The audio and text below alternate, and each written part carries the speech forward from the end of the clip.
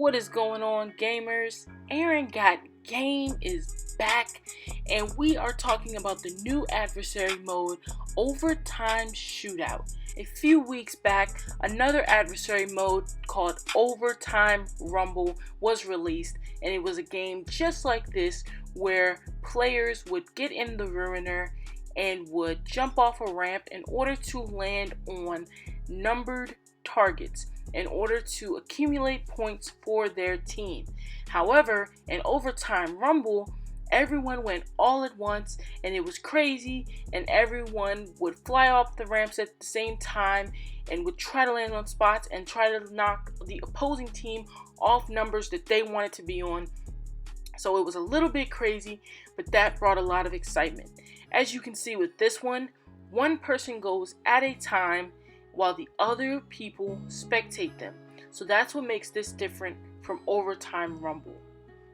But in general, the context is the same, where you land on the points and accumulate points for your team, which will then add to the final score. As you can see here, my box is the box that is outlined in an orange square, and the person whose turn it is blinking. Also, each person has a minute to complete their turn. 30 seconds to get off the ramp, and then another 30 seconds for them to actually land and score a point. If they do not do this, they will end up blowing up their car and getting 0 points for the team. I'm going to tell you guys the positive and negative aspects to this game. Let's start off with our first negative aspect.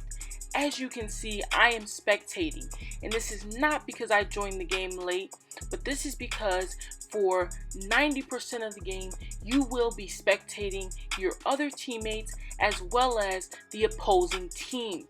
So do not play this adversary mode thinking that you are going to have a lot of game time and a lot of fun, because for 90%, you will be sitting there spectating your team as well as the other team, as you can see here. Nobody goes at the same time, one person at a time down the ramp while the other people sit there and watch.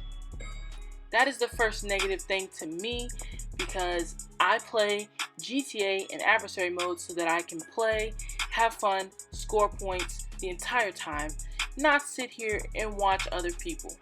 So that is number one on the negative list. Number two on our negative list is that a lot of people leave the game because of the wait time.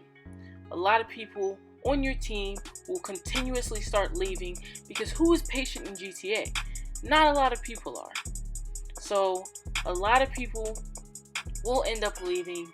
However, this brings us to our first positive thing, and that is that uneven, unbalanced teams will not affect the gameplay in any way, because having a team with less people just means that teammates will get to go more than once. So that is good, because in a lot of games, when the teams are not balanced, normally one team gets screwed over more than the other, and people will just continue to leave.